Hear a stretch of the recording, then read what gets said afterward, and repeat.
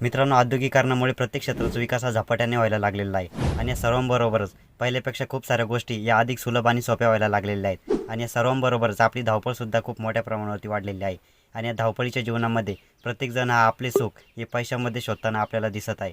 आणि या धावपळीबरोबरच आपल्या जीवनामध्ये आपण खूप साऱ्या मोठ्या प्रमाणावरती बदल केलेले आहेत. मग ते राहणीमानामध्ये असो, खाण्यापिण्यामध्ये असो किंवा मग जीवन जगण्याच्या शैलीमध्ये असो.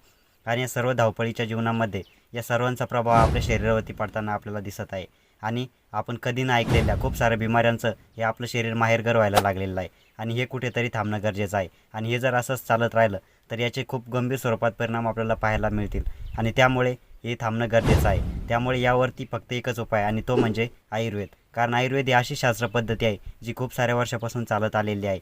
आणि आयुर्वेद ही अशा म्हणजे त्यामध्ये सांगितलेल्या छोट्या छोट्या गोष्टी आपण ज्या आपल्या दैनंदिन जीवनामध्ये एक एक करून लागू करायला सुरुवात केली तर आपल्याला कधीही जीवनात डॉक्टरकडे